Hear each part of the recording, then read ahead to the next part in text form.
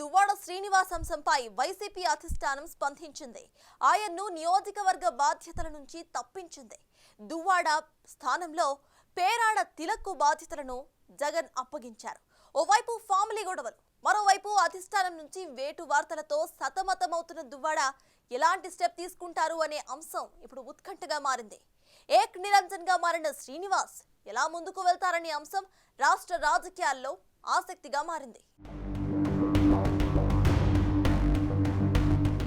దువ్వాడ శ్రీనివాస్ ఒకప్పుడు ఆ పేరు అంత ప్రాచుర్యం కాదు. 2 సార్లు టెక్కలి నియోజకవర్గం నుంచి వైసీపీ అభ్యర్థిగా టికెట్ తెచ్చుకున్నా ఓటమి పాలయ్యారు. ఎమ్మెల్సీగా ఎన్నికైన తర్వాత కొందరికి మాత్రమే తెలిసిన దువ్వాడ జనసేన అధినేత పవన్ కళ్యాణ్ పెళ్లిపై వివాదాస్పద వ్యాఖ్యలు చేసి సంచలనంగా మారారు.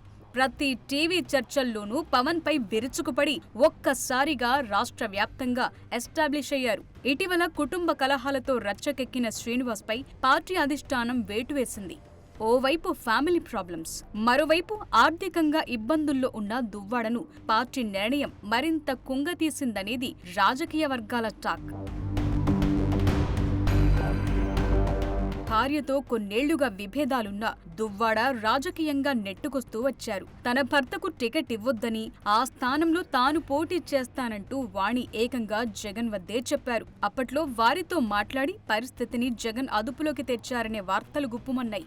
ఇటీవల ఓ ఇంటి విషయంలో వాణి భర్తపై తీవ్ర ఆరోపణలు చేశారు. దివ్వెల మాధురి అనే మహిళతో ఆయన సన్నిహితంగా మెలుగుతున్నారంటూ బాంబ్ పేల్చారు. అంతేకాదు కుమార్తెతో కలిసి తమకు రావాల్సిన వాటా ఇప్పించాలంటూ పోరాటం చేశారు. దీంతో ఒక్కసారిగా దువ్వాడ ఫ్యామిలీ రోడ్డున పడే పరిస్థితొచ్చిందని ఆయన సన్నిహితులే చర్చించుకుంటున్నారు.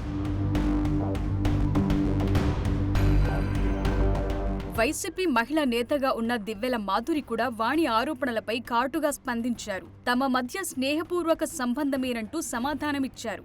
అక్కడ్నుంచి జరిగిన ప్రతి అంశం వివాదాస్పదంగా మారి అటు శ్రీనివాస్తో పాటు ఇటు మాధురి కుటుంబం పైన తీవ్ర ప్రభావం చూపింది. వరుస ఘటనలతో ఉక్కిరిబిక్కిరైన మాధురి ఓ సందర్భంలో ఆత్మహత్య చేసుకోవాలని ప్రయత్నించారు. జాతీయ రహదారిపై తన కారును వేగంగా నడుపుతూ రోడ్డు పక్కన ఆగి ఉన్న మరో కారును ఢీకొన్నారు. ఈ ఘటన నుంచి ఆమె సురక్షితంగా బయటపడిన ఆ అంశం మాత్రం సంచలనంగా మారింది.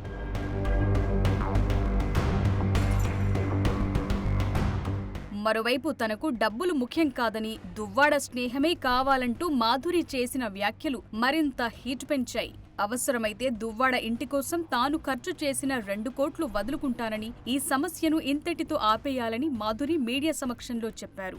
దువ్వాడ వాణి మాత్రం కొన్ని కండిషన్లను భర్త ముందు పెట్టగా ఆయన వాటిలో కొన్నింటికి అంగీకారం తెలిపారు. 2-3 అంశాల్లో మాత్రం శ్రీనివాస్ నో అన్నారనే వార్తలు వినిపించాయి. నాడు దువ్వాడ శ్రీనివాస్ అంశంపై వైసీపీ అధిష్టానం ఎలాంటి జోక్యం చేసుకోలేదు. అటు ఆయన్ను సపోర్ట్ చేయటం కానీ, దేనిపై సమాధానం చెప్పాలని కానీ అడగలేదు. స్థానిక సంస్థల ఎన్నికల సందర్భంలో దువ్వాడ అంశం ఆయన వ్యక్తిగతమని వైసీపీ అగ్రనేత వైవి సుబ్బారెడ్డి అన్నారు. ఆయన ప్రభావం పార్టీపై ఉండదని వ్యాఖ్యానించారు. దానిపై కూటమి నేతలు కూడా స్పందించారు. దువ్వాడ శ్రీనివాస్ ఎమ్మెల్సీ అనంతబాబును పార్టీ నుంచి సస్పెండ్ చేయాలంటూ కూటమి పార్టీల నుంచి డిమాండ్లు వినిపించాయి. అయినా స్పందించని జగన్ తాజాగా పార్టీలో ప్రక్షాళన పేరుతో కొన్ని మార్పులు చేర్పులు చేశారు. అందులో భాగంగా టెక్కలి నియోజకవర్గ బాధ్యతల నుంచి దువ్వాడ శ్రీనివాస్ను తప్పించి ఆ స్థానంలో పేరాడ తిలక్ను నియమించింది. ఊహించని విధంగా శ్రీనివాస్కు మరో షాక్ తగిలిందనేది రాజకీయ వర్గాల talk.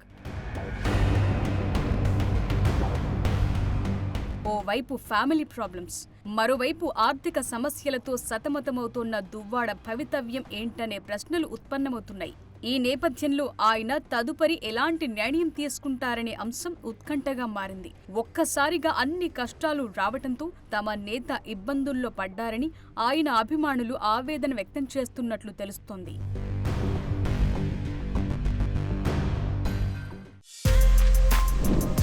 For more videos like this, subscribe Big TV channel.